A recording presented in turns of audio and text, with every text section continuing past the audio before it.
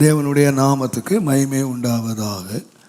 மத்தேயு எழுதின சுவிசேஷம் 18ஆம் அதிகாரம் 25ஆம் வசனத்தை நான் வாசிப்போமானால், கடனை தீர்க்க அவனுக்கு நிர்வாகம் இல்லாதபடியால் அவனுடைய ஆண்டவன் அவனையும் அவன் பெண்ஜாதி பிள்ளைகளையும் அவனுக்கு உண்டான எல்லாவற்றையும் விற்று கடனை தீர்க்கும்படி கட்டளையிட்டான்.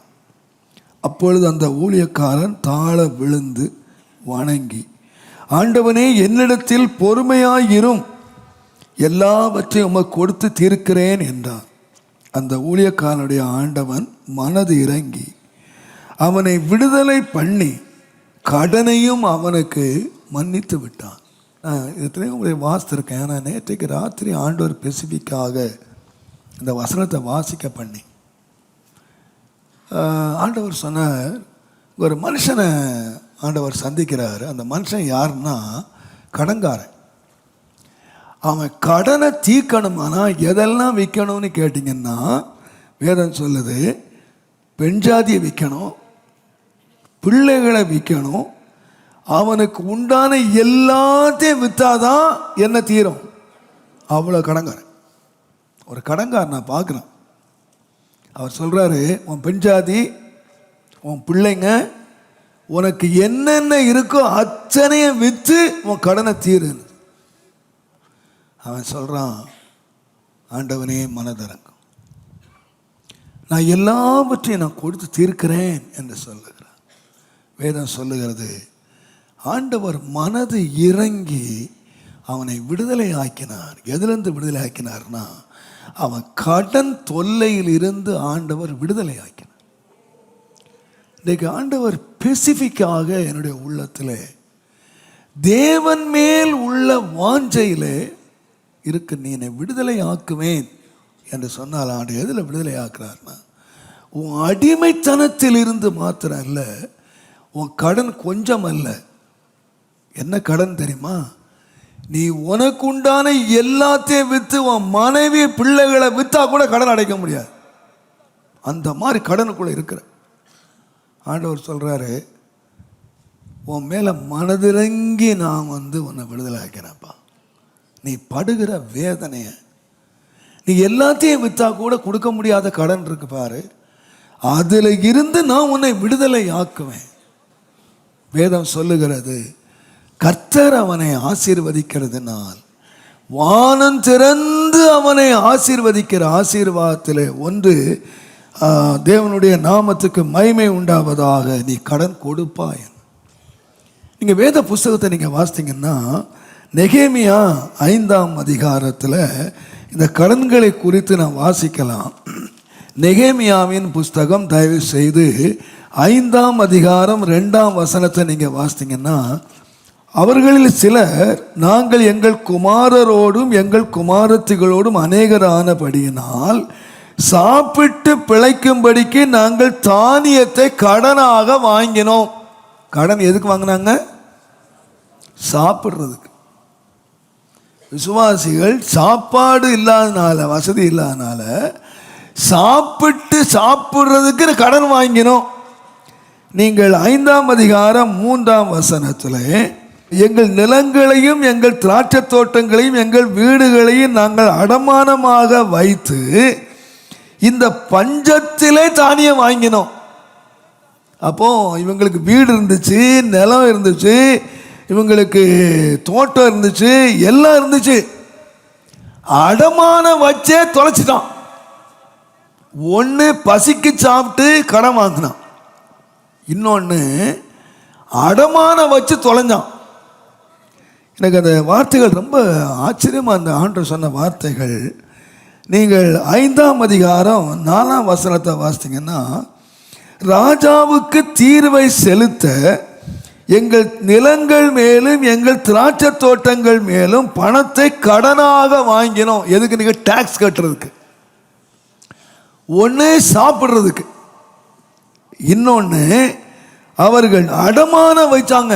நிலம் உள்ளவன், தோட்டம் உள்ளவன், வீடு உள்ளவன் வச்சு பஞ்சத்துக்கு வாங்கினான். பஞ்சம் வந்துச்சு. இன்னொருத்தன் டாக்ஸ் கட்டுறதுக்கு வாங்கினான். கடன் எப்படிலாம் உள்ள வந்துச்சு பார்த்தீங்களா? ஆகார தேவைகள், பஞ்சம், டாக்ஸ் கட்டுறதுக்கு இதெல்லாம் வாங்கி இப்போ யாரா மாறிட்டாங்கன்னு கேட்டிங்கன்னா கடன்காரனாக மாறி, இப்போ வேதம் சொல்ல கர்த்தருடைய நாமத்துக்கு மகிமை உண்டாவதாக 5ஆம் வசனம் சொல்கிறாங்க, எங்கள் உடலும் எங்கள் சகோதர உடலும் சரி, எங்கள் பிள்ளைகளும் அவள் பிள்ளைகளும் சரி, ஆனாலும் இதோ நாங்கள் எங்கள் குமாரரையும் எங்கள் குமாரத்திகளையும் அடிமைத்தனத்துக்கு உட்படுத்த வேண்டியதாக இருக்கிறது. அப்படியே எங்கள் குமாரத்திகள் சில அடிமைப்பட்டும் இருக்கிறார்கள். அவர்களை மீட்க எங்களுக்கு நிர்வாகம் இல்லை. எங்கள் நிலங்களும் எங்கள் திராட்சை தோட்டங்களும் வேறே மனிதர் கைவசம் ஆயிற்று. எல்லாம் போச்சு. இது யாருன்னா விசுவாசிகள். நான் நினைக்கிறேன் கர்த்தர் உங்களோடு பேசுவாராக. நெகேமியா உடனடியாக காரியங்களை செய்தான். எல்லாம் கடனாலே தீர்ந்து எல்லாம் போய் பிள்ளைகளும் கூட அடிமைகளாக போய் ஒரு காலத்தில் நிலங்கள், ஒரு காலத்தில் வீடுகள், ஒரு காலத்தில் தோட்டங்கள், இவைகளை அனுபவித்த கர்த்தருடைய பிள்ளைகள் இன்னைக்கு யாரா மாறிட்டாங்கன்னு கேட்டிங்கன்னா கடன்காரர்களாக மாறிட்டாங்க. கடன் கட்ட முடியாதவர்களாக மாறிட்டாங்க. நான் சொல்வேன், அந்த கடன் எவ்வளோ போயிடுச்சுன்னு கேட்டிங்கன்னா எல்லாத்தையும் விற்று கொடுக்க வேண்டிய நிலைமைக்கு வந்தான். எலிசாவினுடைய காலத்தில் கூட ஒரு அன்பான சகோதரி வந்து கேட்டார், ஊழியக்காரனுடைய மனைவி வந்து கேட்டார், கடன்காரங்க என் பிள்ளைகளை அடிமைப்படுத்த நினைக்கிறாங்க. அவர் எல்லாம் ஊழியம் செய்தாரு, கர்த்தருக்காக கொடுத்தாரு. இப்போ என் பிள்ளைங்க அடிமைகளாக போகிறாங்க, நான் என்ன செய்யட்டும்? நான் சொல்லுவேன், அவர் கேட்டார், உன் வீட்டில் என்னம்மா இருக்கு? ஒரே ஒரு குடம் எண்ணெய் மாத்திரம் இருக்கு. கடனிலிருந்து விடுதலையாக்க மாத்திரம் அல்ல, நீ கடனை கொடுத்து முடிச்சுட்டு உன் ஜீவனத்துக்கு நீ வச்சிக்கன்னு சொல்லுகிற அளவுக்கு ஒரு எலிசா மாற்ற முடியுமானால் எலிசாவின் தேவன் இன்றைக்கு உயிரோடு இருக்கிறார். இன்றைக்கும் உயிரோடு இருக்கிறார்.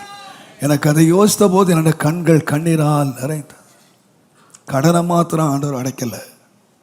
வேதம் சொல்லுகிறது, 2 ராஜாக்களின் புஸ்தகத்தை நீங்கள் வாசிப்பீர்கள். ஆனால் 2 ராஜாக்களின் புஸ்தகம் தயவு செய்து 4வது அதிகாரம் 7ஆம் வசனம் வாசிங்கன்னா, அவள் போய் தேவனுடைய மனுஷனுக்கு அதை அறிவித்தாள். அப்பொழுது அவன், நீ போய் அந்த எண்ணெயை விற்று உன் கடனை தீர்த்து மீந்ததை கொண்டு நீயும் உன் பிள்ளைகளும் ஜீவனம் பண்ணுங்கள் என்றார். பிள்ளையை அடிமைப்படுத்த வந்திருக்காங்க, கடனை தீர்க்கிறதுக்கு தான் வழி வந்தா ஆண்டவர்கிட்ட. அதுக்கு தான் வந்தா. ஆனால் தேவனுடைய ஊழியக்காரன் சொன்னா, உன் கடனை மட்டும் தீராது, உன் கடனுக்கு அப்புறம் நீ வாழ்க்கை வாழணும் பாரு. அதுக்கும் தேவன் வணக்கம் வச்சிருக்க. எங்கே வச்சிருக்காருன்னா வீட்டுக்குள்ள தான் வச்சிருக்காரு. நீங்கள் கர்த்தரை விசுவாசிக்க முடியுமானால், கர்த்தர் இன்றைக்கு 28ஆம் அதிகார உபாகமத்தின் புஸ்தகம் 12ஆம் வசனத்தில் தேவன் சொல்லி இருக்கிறபடி, ஏற்ற காலத்திலே உன் தேசத்திலே மழை பெய்யவும் நீ கையிட்டு செய்யும் வேலைகள் எல்லாம் ஆசீர்வதிக்கவும் கர்த்தர் உனக்கு தமது நல்ல பொக்கிஷ சாலையாகிய வானத்தை திறப்பார். நீ அநேகம் ஜாதிகளுக்கு நீ கடன் கொடுப்பாய், நீயோ கடன் வாங்காதிருப்பாய். தேவன் பலகணிகளை திறப்பார். இன்றைக்கு நீங்கள் கர்த்தருடைய வார்த்தையை நீங்கள் விசுவாசியுங்கள். நான் சொல்லுவேன், தேவன் நம்மை ஆதி நிலைமைக்கு மாத்திரம் அல்ல, நான் சொல்லுவேன், நீ கடன் தீர்ந்தவனாய் அல்ல, நீ கடன் கொடுக்கிறவனாய் நீ மாறுவாய். நீ கடன் கொடுக்கிறவனாய் மாறு. நான் யோசித்து பார்க்குறேன், பல எங்களுடைய ஆரம்ப நாட்களை நான் யோசித்து பார்த்தா, ஆகாரம் கிடையாது, பசியும் பட்டினமாக இருந்த காலத்தில் இந்த தேவனிடத்தில் நாங்கள் வருவதற்கு எங்களுக்கு வழிகாட்டினது என்னன்னு கேட்டிங்கன்னா, என் தங்கச்சி கல்யாணம் முடியணும். ஒரு 10 பைசா கிடையாது கல்யாணம் முடிக்கிறதுக்கு. அப்போது எங்களுக்கு ஒரு ஆலோசனை என்னோடய தாய்க்கு கொடுத்தாங்களாம். ஏம்மா, அந்த புருஷவாக்கத்தில் சுந்தரன்னு ஒரு ஐயா இருக்கார், நீங்கள் அவர்கிட்ட போங்க, அவர் உங்களுக்கு ஏதாவது உதவி செய்வார். அவங்க சர்ச்சில் சேர்ந்துட்டிங்கன்னா தாலியெல்லாம் கிடையாது, நகையெல்லாம் போட வேண்டியதில்லை, எந்த செலவுமே இல்லை, அவரே பண்ணி வச்சிருவார், நீங்கள் அந்த உதவியை தேடுங்க அப்படின்னு சொல்லி நாங்கள் இந்த பெந்தெகோஸ்துக்கு வந்து ரட்சிப்புக்காக வரல, உதவிக்காக தான் வந்தோம். தேவனை தேடி வந்தது எங்கள் தங்கச்சிமார் கல்யாணம் நடக்கணும், அதுக்கு இந்த மனுஷன் ஃப்ரீயாக ஏதாவது பண்ணி வைப்பார், கோயிலுக்குள்ள நாங்கள் அதுக்கு தாங்க வந்தோங்க, ஏதாவது உதவி கிடைக்குமான்னு தான் ஆலயத்துக்குள்ளே இந்த ஏசியக்குள்ளே நாங்கள் வந்தோம். ஆனால் அந்த தேவ மனுஷன் என்ன பார்க்காதீங்க, கர்த்தர் உங்களுக்கு எல்லாம் கொடுப்பாரு, உங்களை ஆசீர்வதிப்பார் அப்படின்னு வானந்திருந்து நான் வந்து கொஞ்சம் கொடுக்கலாம், ஆனால் கடவுள் வந்து வானந்திருந்து கொடுக்குறவர், நீங்கள் அவரை பாருங்க என்று சொல்லி ஆண்டவருடைய சத்தியத்தை சொல்லி சுவிசேஷத்துக்குள்ளே நடத்தி ஞான ஸ்நானத்துக்குள்ளே என் குடும்பத்தை நடத்தினார். தேவனை ஆராதித்தோம். எங்கள் ரட்சிப்பு அப்படித்தாங்க ஆரம்பிச்சது. ரட்சிப்பு வந்து நாங்கள் வசனத்தின் மூலமாக வரலங்க, பிச்சை எடுக்க வந்தவங்க. என் தங்கச்சி கல்யாணம் நடக்காதா, ஏதாவது 10 ரூபாய் கிடைக்காதா, தேவைக்கு தாங்க வந்தோம். ஆனால் வசனத்தை முழுமையாக நாங்கள் ஏற்றுக்கொண்டு ஆண்டவர் கீழ்ப்படிஞ்சோம். முடிவு என்ன தெரியுமா? இந்த கர்த்தர் என்ன கடன் வாங்குறவனா இல்லை, கடன் கொடுக்குறவனா வச்சிருக்காரு. நான் சொல்லுவேன், கர்த்தருடைய வார்த்தை ஒரு காலம் போய் சொல்லாதுங்க. நீங்கள் எந்த நிலைமையில் இருக்கிறாங்க, இந்த ஆவியான உன்னோடு நேரடியாக பேசுகிறார். எல்லாத்தையும் வித்தாலும் கடன் தீராது. ஆனால் அந்த கடனை தீர்த்து உன் ஜீவனத்துக்கும் உரியவைகளை சந்திக்கிறதுக்கு தேவன் வானம் திறக்கிறதுக்கு மனம் இரக்கம் உள்ளவராய், தேவன் இரக்கமுள்ள ஒரு தேவனாய் இருக்கிறார். இன்றைக்கு தேவன் அதை செய்வார். இந்த மாதத்திலே தேவன் அதை செய்ய வேண்டும். நீங்கள் அதிலே கர்த்தர் விடுதலை பெறுகிறது மாத்திரம் அல்ல, கர்த்தர் இரக்கத்தை உங்கள் வாழ்க்கையிலே கர்த்தர் கிருபையாக தருவாரா. கடைசியாக சங்கீதங்களின் புஸ்தகம் தயவு செய்து 54ஆம் சங்கீதம் 7ஆம் வசனத்தில் அவர் எல்லா நெருக்கத்தையும் நீக்கி என்னை விடுவித்தார், என் கண் என் சத்துருக்களின் நீதி சரி கட்டுதலை கண்டது. எனக்கு ரொம்ப ஆச்சரியமா இருந்தது. எனக்கு இந்த முதல் சம்பவத்தை நான் வாசித்தேன். எல்லா நெருக்கத்தையும் நீக்கி என்னை விடுவித்தார் என்று சொல்லி முடிச்சிடல. என்ன சொன்னார்னு கேட்டிங்கன்னா, என் விடுதலைக்கு அப்புறம் நான் என்னத்தை பார்ப்பேன் அப்படின்னு சொன்னால், என் கண்கள் என் சத்துருக்களில் நீதி சரி கட்டுதலை காணும்னு சொல்லலை, கண்டது. கர்த்தர் நெருக்கத்தை வந்து காண்டார், என் நெருக்கத்தை விடுதலைச்சார். ஆனால் அந்த விடுதலையோடு என்ன வந்ததுன்னு கேட்டீங்கன்னா, கண்ணால் என்ன பார்த்தேன்னு கேட்டிங்கன்னா, எனக்கு நெருக்கத்தை கொண்டு வந்தானுங்களே என் சத்துருக்கள், அவன்களுக்கு தேவன் நீதி சரி கட்டுதலை கண்ட. கர்த்தர் நீதி சரி கட்டுதலோடு தான் நெருக்கத்திலிருந்து விடுதலை ஆக்குறார். கர்த்தருடைய தாசன் ஆகிய எசேக்கியா ராஜா தேவன் மேல் வைத்த நம்பிக்கையிலே அவனை போல் ஒத்த ஒரு ராஜா அவனுக்கு முன்னாலும் இல்லை, அவனுக்கு பின்னாலும் இல்லை என்று வேதம் எழுதக்கூடிய அளவில் தேவன் மேல் நம்பிக்கை வைத்தான். விக்கிரங்களை உடைத்தான், நொறுக்கினான், எல்லாத்தையும் அதம் பண்ணினான். கர்த்தர் மேல் அவ்வளவு நம்பிக்கை வைத்த ஒரு மனுஷன். ஆனால் அந்த மனுஷன் ஒரு நாள் கதறாரு. ஏசாயா தீர்க்கதரிசியின் புஸ்தகம் தயவு செய்து 37வது அதிகாரம், ஏசாயா தீர்க்கதரிசியின் புஸ்தகம் தயவு செய்து 37ஆம் அதிகாரம், அவர் 3ஆம் வசனத்திலே, இவர்கள் அவனை நோக்கி இந்த நாள் நெருக்கமும் கண்டிதமும் தூஷணமும் அனுபவிக்கிற நாள், பிள்ளை பேரு நோக்கி இருக்கிறது, பெறவோ பலன் இல்லை. இந்த நாள் என்ன நாள்னா, நெருக்கம் அனுபவிக்கிற நாள், தூஷணம் அனுபவிக்கிற நாள். பிள்ளை பெறுகிறதுக்கு பிள்ளை பெரு நோக்கி இருக்கு, ஆனால் பெறுறதுக்கு பலன் இல்லாத ஒரு பலனற்ற நிலைமையில நிற்கிறேன். பயங்கரமான நெருக்கத்தில் நான் இருக்கிறேன். ஆண்டவர் அவனுடைய நெருக்கத்திலிருந்து மாத்திரம் கர்த்தர் விடுதலையாக்கல, அந்த நெருக்கத்தை மாத்திரம் விடுதலையாக்கல, அந்த நெருக்கத்துக்கு காரணமாக இருந்தாங்களே, அதில் அதே இரவிலே 1,85,000 பேரை சர்வ சங்காரம் பண்ணி. எசேக்கியா சொல்ல முடியும், கர்த்தர் நெருக்கத்திலிருந்து மாத்திரம் என்னை விடுதலையாக்கல, என் கண்ணால் பார்த்தேன். சத்துருக்களுக்கு தேவன் வந்து பதிலளித்ததை நான் பார்த்தேன், பதிலளித்ததை பார்த்தேன். ஆகினால தான் ஞானி சொல்லும்போது நீதிமொழிகளின் புஸ்தகம் 11ஆம் அதிகாரம் 8ஆம் வசனம் பாருங்க. நீதிமான் இக்கட்டு நின்று விடுவிக்கப்படுவான், அவன் இருந்த இடத்துல ஆண்டவர் இடத்த காலியா வைக்கிறது இல்லை. நீதிமான் இக்கட்டு நின்று விடுதலையாக்கப்படுவான். அந்த இக்கட்டுக்கு யாரை கொண்டு வைக்கிறாரு? இன்னொரு ஆளை ரெடி பண்றாரு. நான் சொல்லுவேன், தேவன் நம்மை நெருக்கத்திலிருந்து விடுதலை ஆக்கும் போது அந்த இடத்துக்கு இன்னொரு ஆள் டிரான்ஸ்ஃபர்ல வராரு. நமக்கு நெருக்கம் கொடுத்தான் பாருங்க, அவனை டிரான்ஸ்ஃபர் பண்ணிட்டு தான் நம்ம அங்கே ரிலீஃப் பண்றது. நீங்கள் எங்க வேணுமான வேதத்தை வாசித்து பாருங்க. தேவனுடைய பிள்ளைகள் எங்கெல்லாம் நெருக்க அனுபவிச்சாங்களோ அங்கிருந்து ஆண்டவர் சும்மா விடுதலை ஆக்கிறது இல்லை. தானியேலுக்கு நெருக்கம் கொடுத்தாங்க, ஆண்டவர் சும்மா விடுதலை ஆக்கிட்டாரா? சிங்கத்தின் கெபியிலிருந்து வெளியாக்கிட்டாரா?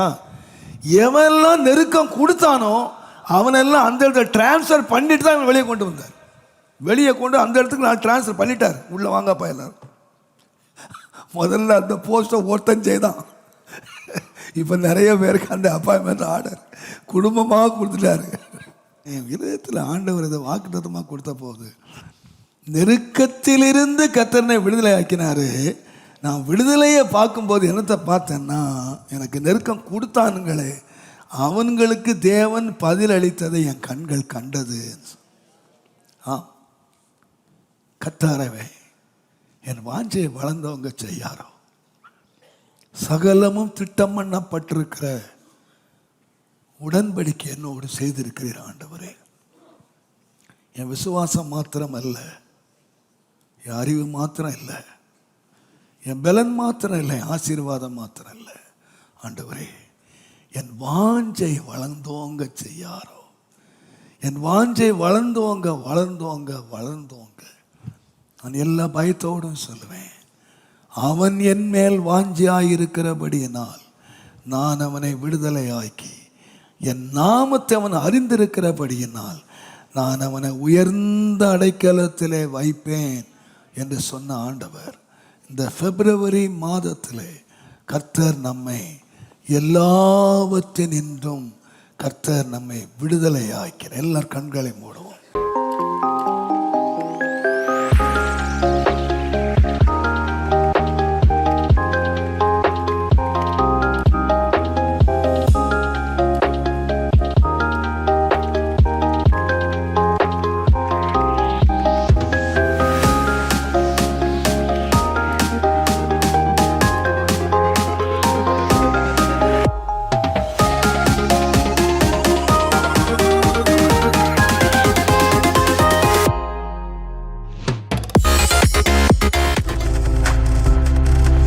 நீங்கள் பார்த்து கொண்டிருப்பது உங்கள் ஜாய் டிவி. உங்கள் துக்கம் சந்தோஷமாய் மாறும்.